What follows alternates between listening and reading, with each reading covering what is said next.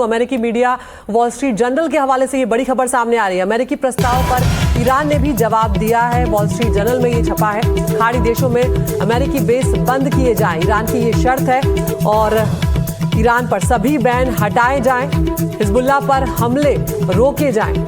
ये बात भी यहाँ पर ईरान की तरफ से कही जा रही है। क्या कुछ शर्तें हैं? राजीव रंजन के पास हम चलेंगे। राजीव, क्या खबर मिल रही है इस वक्त, बताएं। कि सबसे बड़ी बात है कि ईरान के हवाले से जो बात निकल के आ रही कि आखिर हम अमेरिका पर भरोसा कैसे करें।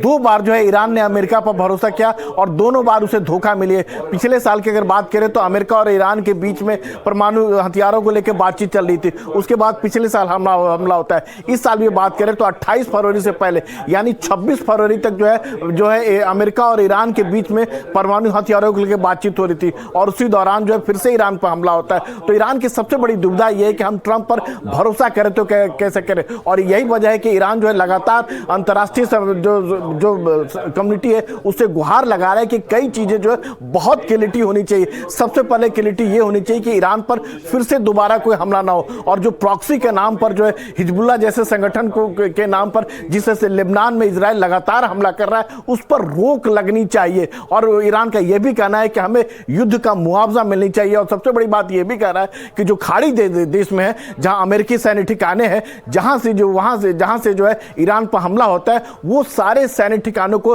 बेस बंद होना चाहिए। और कहीं न कहीं खाड़ी देशों को भी अब ये लग रहा है कि जो अमेरिकी बेस जो बने हुए हैं और जो सुरक्षा की गारंटी अमेरिका ने लिया था वो कम से कम ईरान के हमले को रोक पाने में सक्षम नहीं हो रहे, और इससे जो आर्थिक नुकसान हो रहा है तो कुछ ऐसा रास्ता निकले कि सैन्य ठिकाने कम से कम हो अमेरिका के लेकर।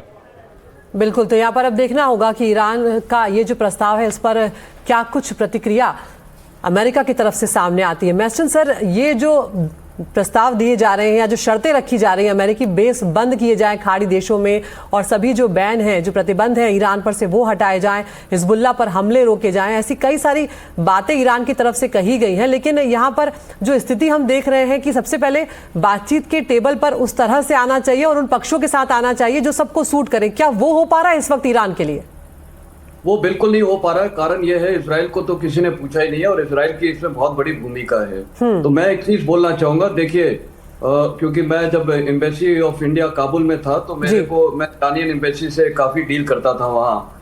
और ईरान में एक चीज है कि उनका जो प्रोटोकॉल है वो उनके एम्बेसडर वही बोलेंगे जो वहां से उनको हुक्म मिलते हैं। तो ये जो भारत में उनके एम्बेसडर ने आज 26वें दिन बोला है तो इसको हमको इसको अहम देनी चाहिए। और प्रेसिडेंट ट्रंप ने भी जो कल प्राइम मिनिस्टर मोदी से बात की है तो इसकी कुछ मैं डॉट्स कनेक्ट करना चाहूंगा। नंबर 1, भारत एक ऐसा देश है जो खाड़ी देश ईरान, यूएस और इजराइल सबसे बात कर सकता है। पाकिस्तान का यहाँ कोई रोल नहीं है, जरूर वो बातचीत हो रही है। पाकिस्तान ये जो स्ट्रेटेजिक डील है, डिफेंस डील है उनके बीच में और सऊदी अरेबिया के बीच में, वो तो पहले दिन ही लागू हो जाना चाहिए था। तो वो तो एक कवर अप है। और जहाँ तक ईरान का सवाल है और इजराइल का सवाल है, इजराइल तो घास ही नहीं देता है पाकिस्तान को। और जहाँ तक ईरान का सवाल है, ईरान भी बिल्कुल उसको हरगिज कोई ज्यादा वो भाव नहीं देगा। भारत की बड़ी भूमिका है, भारत सक्षम है, लेकिन भारत को मेरे को लगता है इनिशिएटिव लेना चाहिए। और देखिए, भारत वो देश है जब अपने नेशनल इंटरेस्ट में देखते हैं। आज हमारे 2 बड़े नेशनल इंटरेस्ट हैं इस लड़ाई में। नंबर 1, 90 लाख जो हमारे खाड़ी देश में भारतीय हैं उनकी प्रोटेक्शन, और उन्हीं प्रोटेक्शन मतलब उनकी सुरक्षा। और वही भारतीय अगर युद्ध चलेगा तो उनके ऊपर कैजुअलिटीज हो सकती हैं।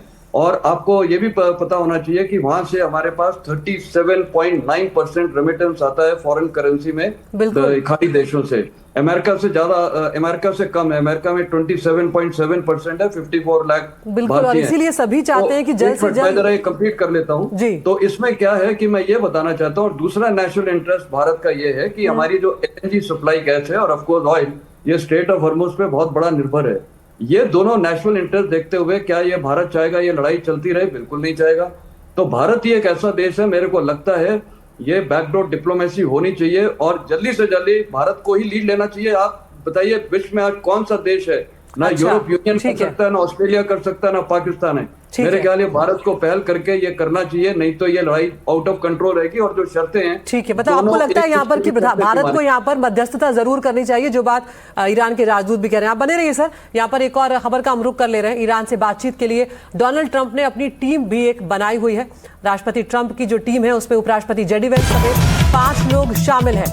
डोनाल्ड ट्रंप ने कहा है कि ईरान के साथ बातचीत में जेडी वेंस शामिल हैं, मार्को रूबियो है, जेरेड कुशनर भी इसमें शामिल है, स्टीव विटकॉफ है जो एक बिजनेसमैन है, और मैं स्वयं भी इसमें शामिल हूं। क्या कुछ डोनाल्ड ट्रंप कह रहे हैं, आपको सुनवाते हैं। JD is involved, and Marco's involved, and Jared Kushner's involved, very smart guy, and Steve Witkoff, smart guy, is involved, and I'm involved. If Iran had a nuclear weapon, they would have used it. And if I didn't end the horrible Barack Hussein Obama Iran nuclear deal in my first administration, they would have had a nuclear weapon 3 or 4 years ago. They would have used it, just obliterated their nuclear potential. तो यहाँ पर Donald Trump को आपने सुना, 4 किरदारों का वो जिक्र कर रहे हैं। राजीव रंजन के पास चलेंगे। राजीव, डोनाल्ड ट्रंप ने अपनी एक पूरी टीम बनाई है, जरा उसके बारे में डिटेल्स बताएं। कौन कौन किस तरह का यहाँ पे पोजीशन होल्ड कर रहा है और किस तरह की इनकी भूमिका होगी आगे?